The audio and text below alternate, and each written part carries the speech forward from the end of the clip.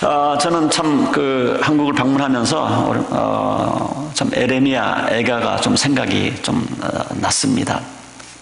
제가 한국을 떠날 때만 해도 80년대 초반이었는데 참 기독교가 그때까지만 해도 급성장을 하고, 근데 지금 90년대가 되면서 이제 정점을 찍고 그때부터 지금 교회가 굉장히 이제 사양길에 접어드는 그런 모습을 보고 왔습니다. 큰 교회, 대형 교회, 또 신도시에 생겨나는 교회 빼고는 거의 한국에 있는 중소도시가 인구도 줄어들고 교회도 약화되어지고 이제 그냥 노년층만 남는 그런 교회로 전락을 하고 마른 것을 눈으로 직접 확인하고 왔습니다. 저는 어린 시절을 경상남도 밀양에서 지냈기 때문에 바쁜 일정 가운데서도 한번 아래쪽에 내려갔다 올라오면서 거기를 잠시 들렸다가 왔는데, 한동안은 제가 있을 때는 밀양읍이었는데 시가 됐더라고요. 한참 시내가 밀양시가 이제 한참 많이 자랄 때는 25만 정도의 인구가 되었는데 지금은 3분의 2가 빠져나가서 아주 그냥 뭐 사람 사는 동네 같지 않은 그런 시로 전락을 해버렸는데, 거기 있으신 분들이 하는 얘기가 지금 한국의 중소도시가 신도시 빼놓고 중소도시, 서울만 빼놓고는 다 이런 현상입니다.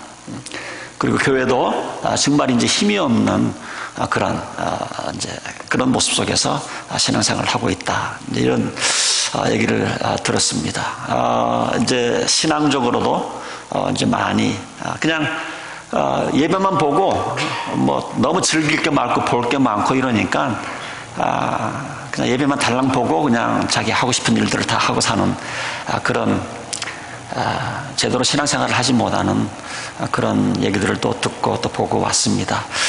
또 영적으로 타락을 해서 그런지 몰라도 또 조금 경제적으로도 많이 힘들어하는 그런 경제를 가장 걱정해하는 그런 모습을 보았고, 영적으로 보면 참 한번 정점을 찍었지만 이렇게 지금 내리막길을 이렇게 내려가는 그런 모습을 보면서 차라리 그런 모습이 없었다고 그런다면 그냥 봐줄만 할 텐데, 참 미국 다음으로 선교사를 많이 보냈던 한국 나라가 이제 지금은 많이 이렇게 영적으로도 쇠약해져 가고 있구나. 언제든지 항상 이렇게 높은 곳에 있다가 이렇게 추락하게 되면 더 이렇게 충격이 되는 것 같고 또 가슴이 아픈 것 같아요. 저는 이번에 좀 그런 영적으로 하나님께서 그런 깨달음을 주시면서 한국을 위해서 좀 더 많이 기도를 해야 되지 않겠는가, 그런 생각을 해봅니다. 오늘 우리가 읽은 이 에레미야 애가는요, 예루살렘이 파괴되고 나라가 망한 다음에 에레미야가 자기 슬픔을 적어놓은, 그래서 애가입니다. 애가 슬플 애자에다가 노래 가짜입니다. 자, 왜 슬픔을 크게 느꼈는가 하면 이 단순히 나라가 망한 정도가 아니라 하나님의 선민, chosen people, 하나님의 선민으로 이루어진 나라가 망했기 때문에, 하나님 앞에 버림받았기 때문에 이제 이것을 더 마음 앞에 한 것이거든요.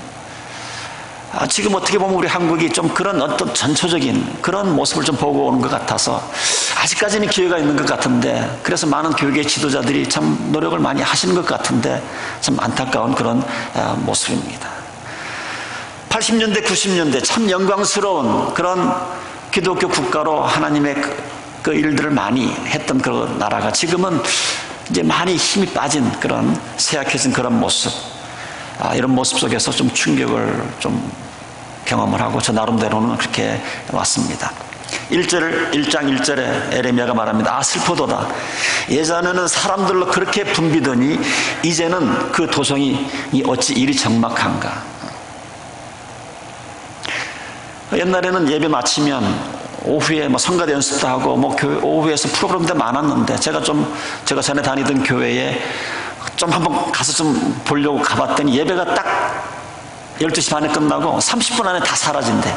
그 몇백 명 되는 교인들이 다 사라지고 없어요. 주일학교도 없고요. 그러니까 예배 한번 딱 보고 그냥 싹 빠져나가는 그런 모습. 수요 예배, 새벽 기도, 이런 예배는 잘 되는 몇 교회 빼고는 이제 거의 잘 드리지 않는 그런 모습 속에서.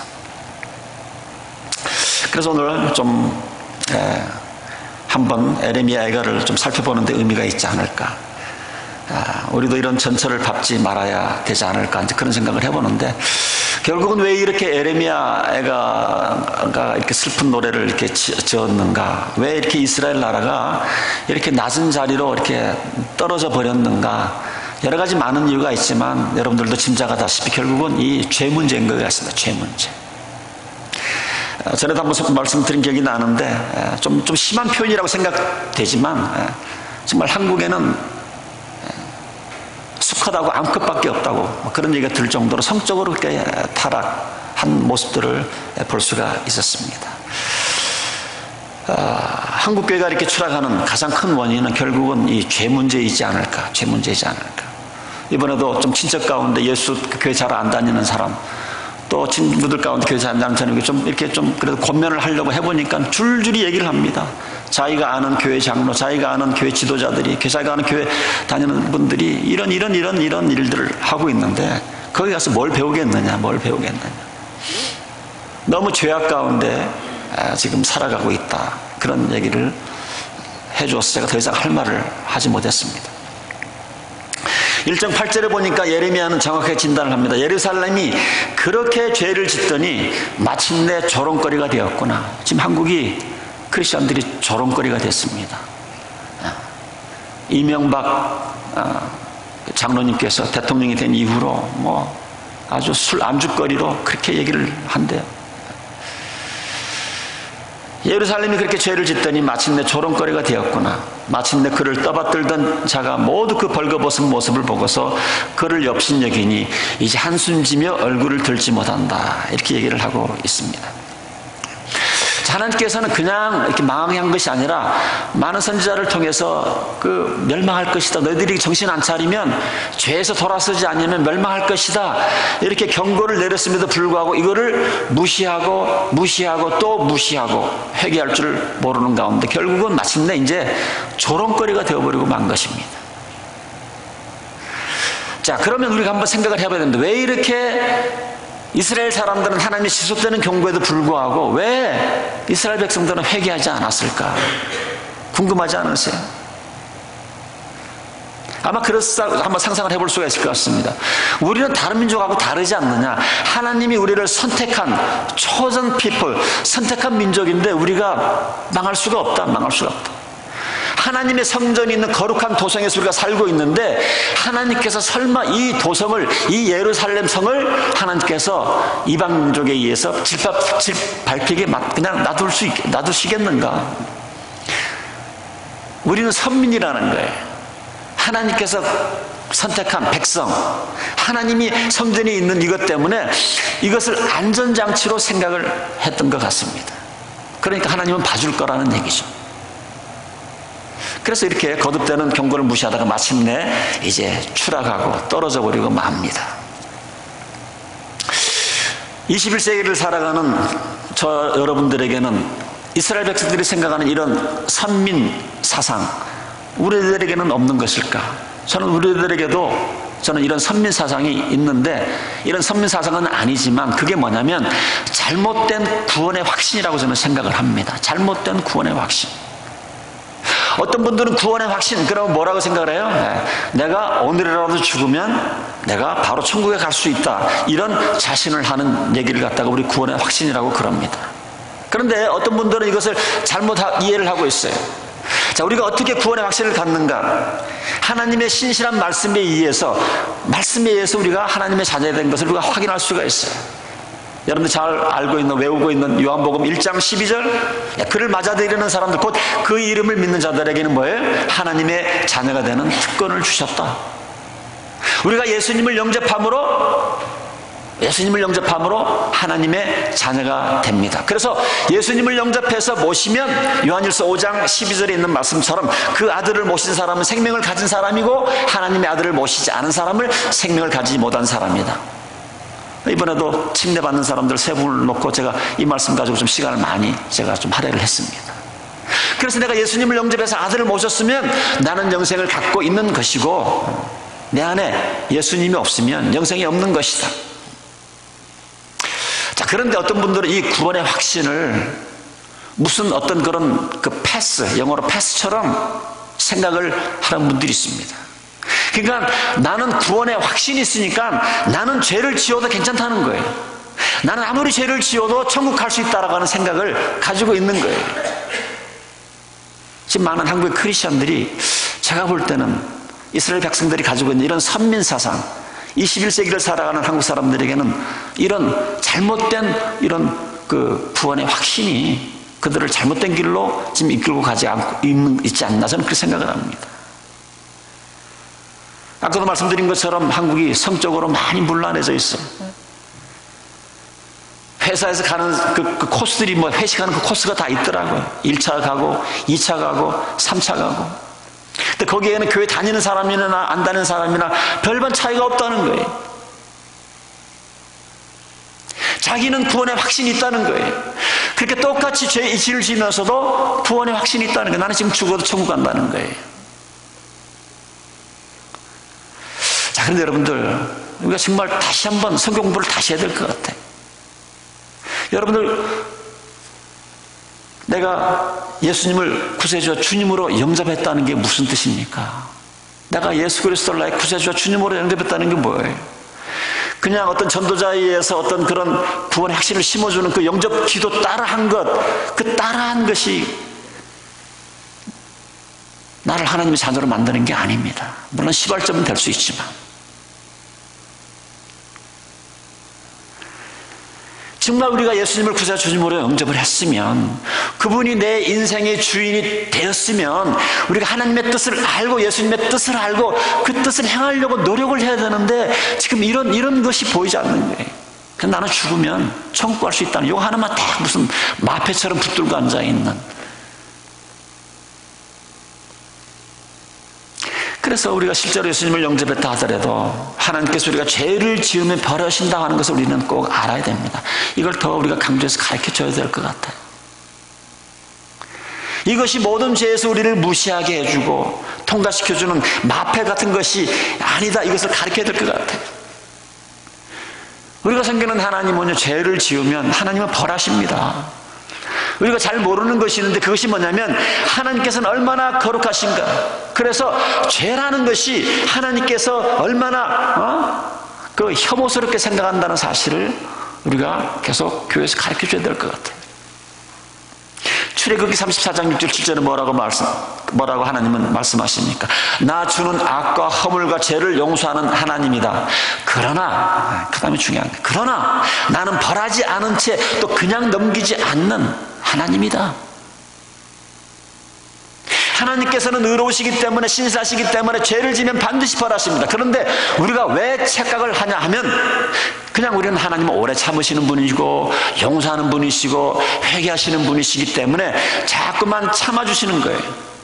기회를 주시고 참아주시고 참아주시는데, 이것을 잘못 오해를 해서 죄를 져도 괜찮은 거구나, 이런 식으로 생각을 합니다.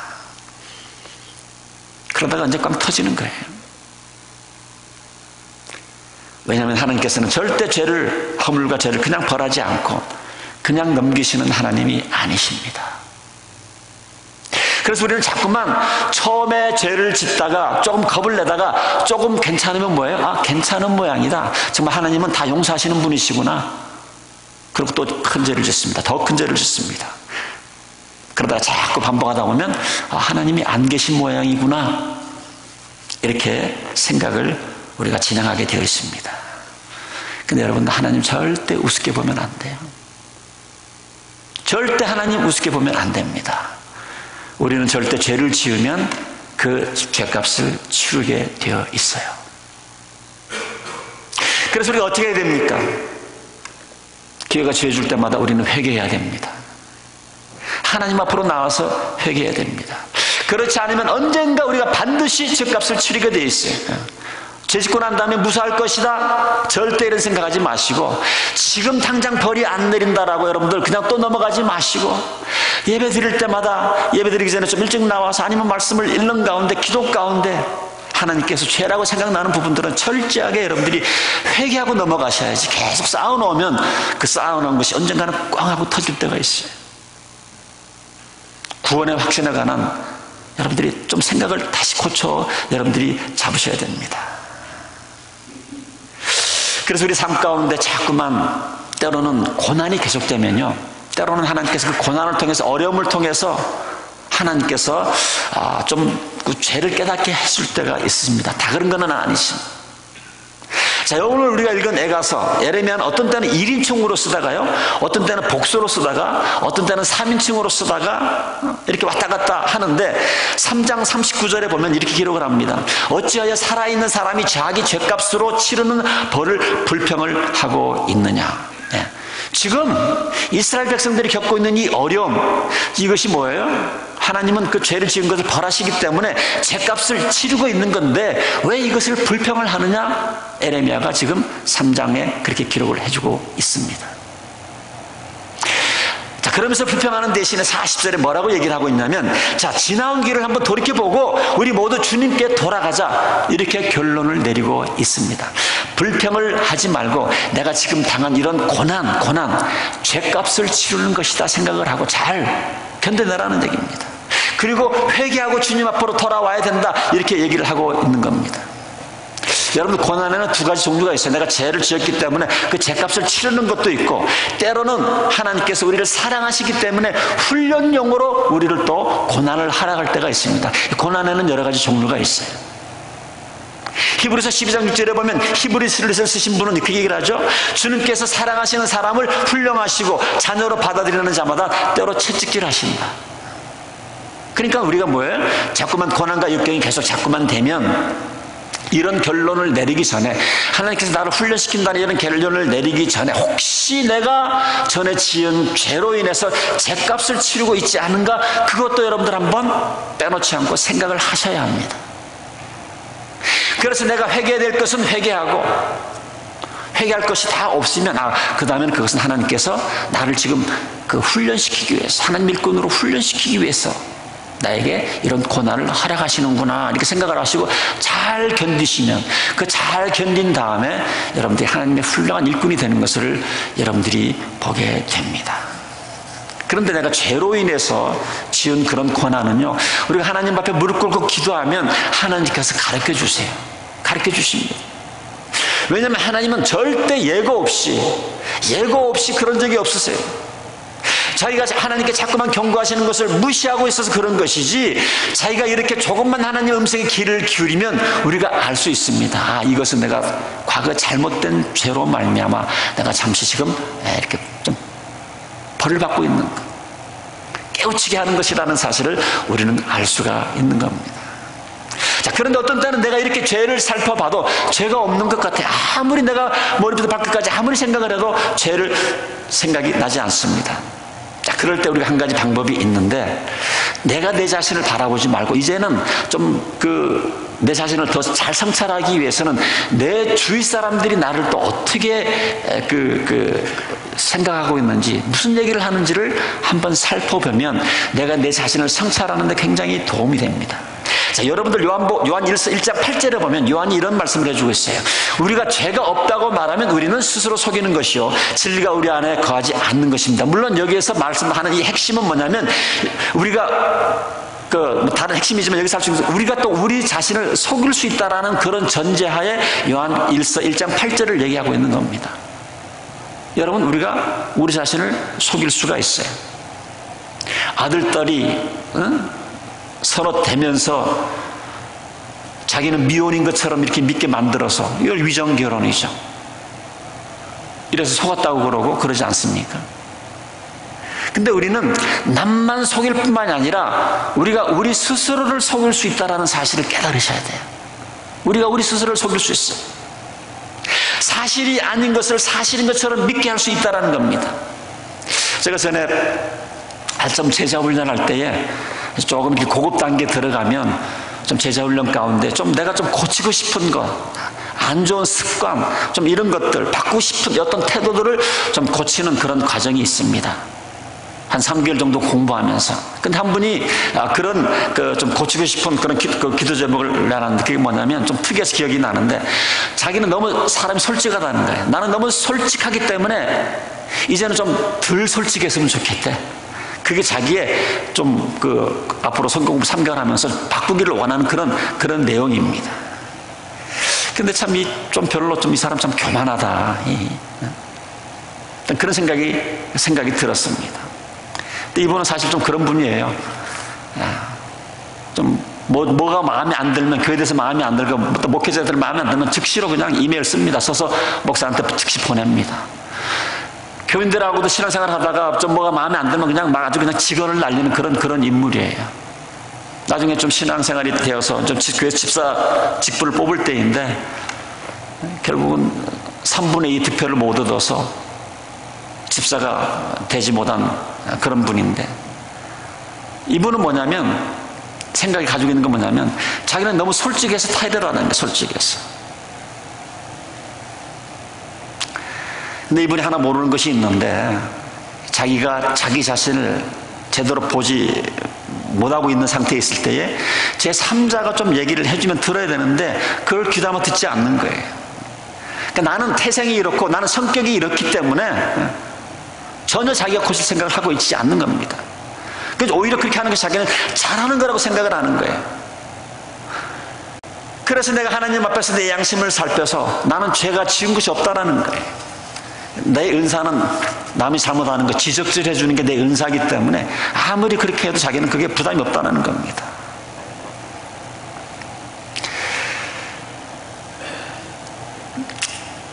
그러나 그 사람의 그 솔직함으로 인해서 얼마나 그 공동체, 그 속한 공동체가 얼마나 그분으로 인해서 힘들어하는지를 이제 모르는 것이죠. 그래서 여러분들, 혹시 여러분들 좀 내가 정말 영적으로 조금 내가 성장하기를 원하면 내가 내 자신을 봐서 아무런 문제가 없다 생각하는, 거기서 끝나는 것이 아니라 이제 주위 사람들이 나에 대해서 무슨 얘기를 하는지 한번 거기까지 가서 내 자신을 살피면 굉장히 여러분들이 하나님 앞에 정말 훌륭한 일꾼이 될 수가 있습니다. 여러분들 그런 얘기 들어보셨을 거예요. 한 사람이 나에 대해서 지적질을 하면 무시해도 된다고 그러죠. 그러나 2명이 나에 대해서 좀 그렇게 얘기를 해주면 좀 심각하게 생각을 하고 3명 이상이 나에 대해서 어떤 문제점을 얘기를 하면 믿으라는 얘기예요. 믿으라는 얘기. 자꾸 변명되지 말고. 자, 내가 비슷한 문제를 한 번 당하면 이것은 우연이 될 수가 있습니다. 2번 당하면 어떤 이유가 있지 않은 걸 생각을 해봐야 되고 3번 이상 당하면 아, 나도 문제가 있구나 라는 생각을 하셔야 하나님 앞에 올바른 회개가 이루어집니다. 여러분들 주위에 그런 분들 많이 만나죠. 나는 만나는 사람마다 나는 배신당한다고 생각을 하는데, 물론 주위에 안 좋은 사람을 만나서 배신당할 수도 있지만 뭔가 나에게도 문제가 있지 않나 이런 좀 생각까지 해야 되는데 이런 생각을 못하는 거예요. 이런 생각을. 사람 몸에 똥이 묻으면 어디 가든지 냄새가 납니다. 가는 곳마다 냄새가 나게 돼 있어요. 자기한테 묻어서 똥냄 냄새 난다는 거는 모르고, 이번에 좀 짐을 줄이려고 바지를 제가 딱 2벌만 가져갔어요. 교회에 가서 이럴 때는 양복 바지 입고 나머지는 청바지 하나 가지고 샀는데 애껴서 입었는데 한 번은 너무 피곤해가지고 역 앞에서 쉬면서 좀 앉았는데 뭔가 느낌이 이상해. 축축하고 느낌이. 근데 한국에 가보니까 역 앞에는 그 거지들, 홈리스들이 많이 거기서 상주를 하더라고요. 근데 보니까 좀 전에 그 홈리스가 그 앉아서 오줌을 싼 거예요. 거기를 내가 또 바로 앉았던 거예요. 그래가지고 냄새가 난다고 애들이 그냥 막 길에 가면서 그냥, 그래서 그날 하루는 사람을 못 만났어요.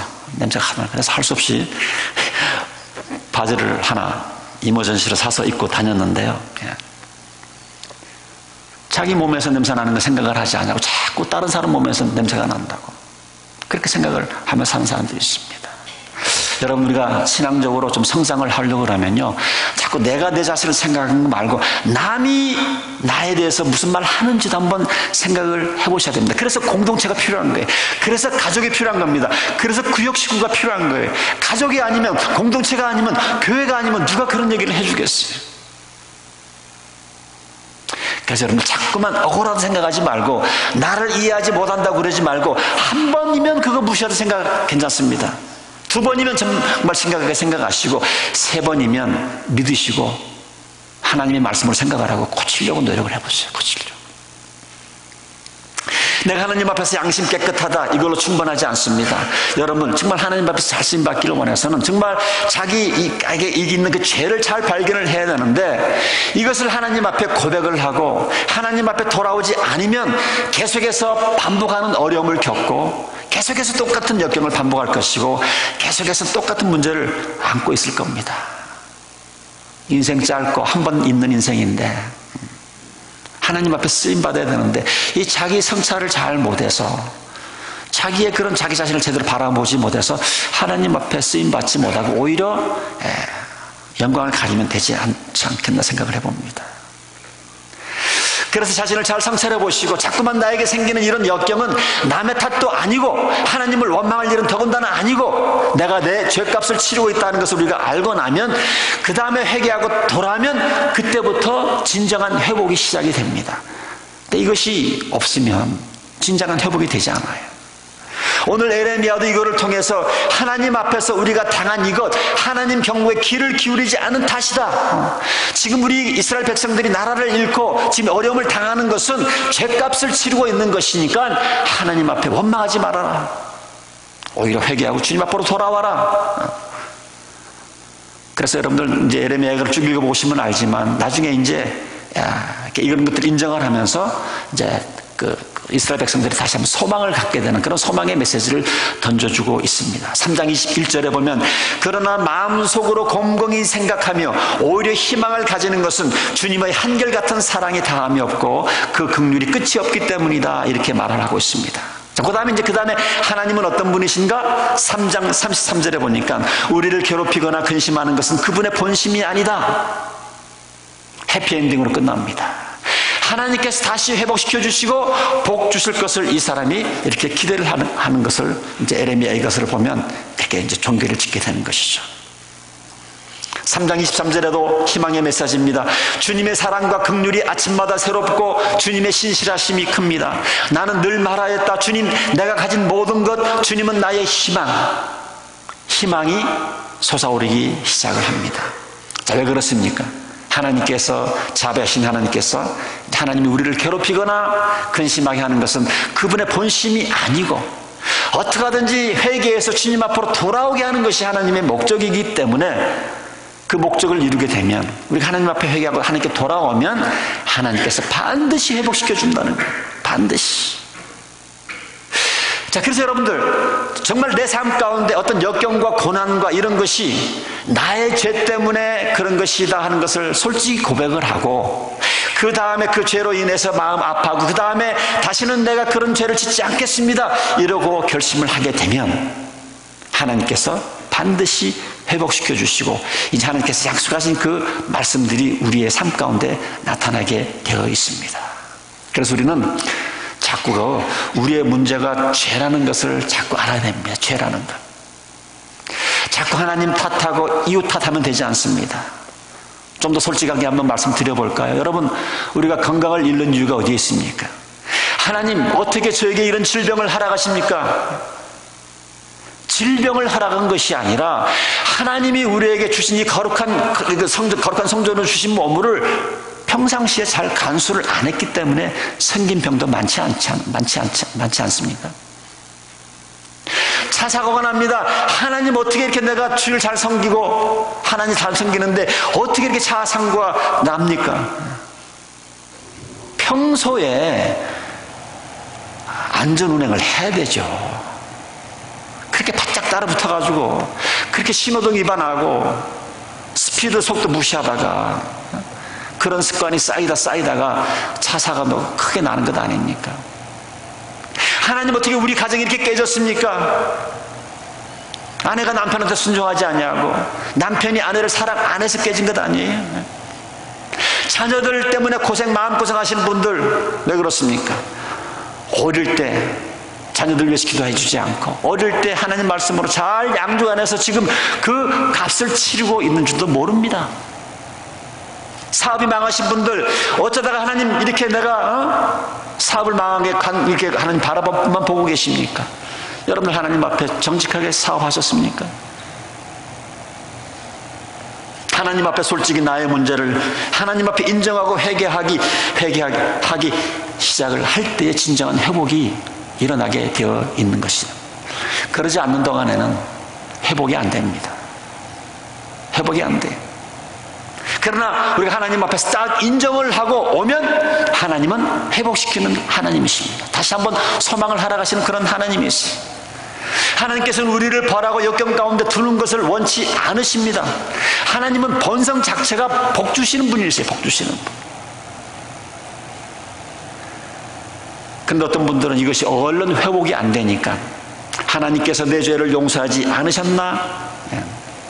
그런 것이 아니고요. 회복하는데도 시간이 걸립니다. 여러분들 나무에다 못 하나 박아보세요. 박힌 못을 뺍니다. 그 자국은 남아있습니다.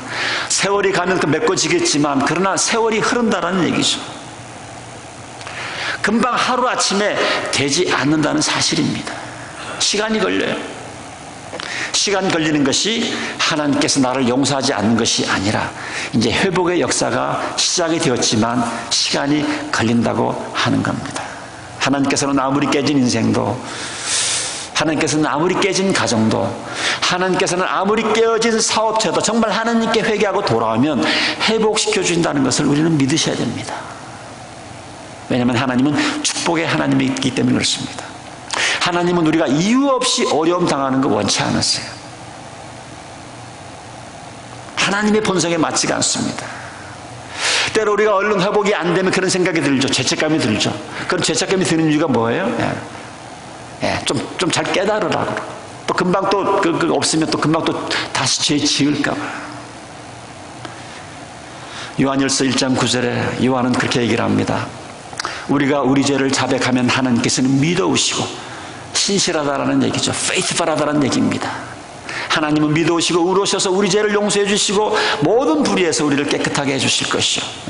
왜냐하면 하나님의 본성은 신실하시기 때문에 죄를 용서해 주신다고 했기 때문에 고백하면 용서해 주시는 거예요. 죄를 용서해 준다고 하고 안 하면 그 불의한 분이죠. 의로운 분이기 때문에 우리가 죄를 지으면 반드시 벌하지만 의로우신 분이기 때문에 우리가 또 반드시 회개하면 용서해 주시고 회복해 주신다는 얘기입니다. 물론 수치심이 남아있을 수가 있습니다. 그러나 이것은 우리를 더 이상 죄 짓지 않도록 하기 위한 안정장치를 주신 겁니다.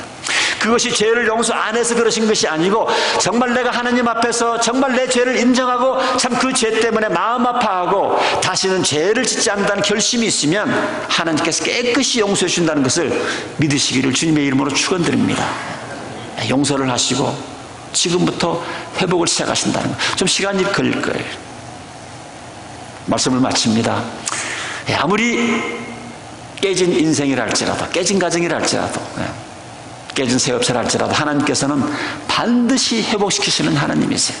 그래서 여러분들 그 회복의 날을 기다리시고 이것을 믿으시고 양심을 괴롭게 하는 어떤 자기를 정죄하는 어떤 것이 있을 때마다 다시 회개하시고 이런 죄를 용서해 주시는 하나님의 은혜에 감사하면서 회복의 날을 기다리시고 또 회복을 맛보시고 우리가 속한 공동체 또 우리의 조국 대한민국을 위해서 기도하는 가운데에 다시 한번 우리 조국 대한민국이 영적으로 깨어서 다시 한번 하나님 앞에 쓰임받는 그런 우리 나라가 될 수 있도록 기도해 주시고 또 우리가 사는 이 미국 땅도 그런 나라가 될 수 있도록 더욱더 기도에 힘써 주시는 저와 여러분 될 수 있기를 주님의 이름으로 축원드립니다.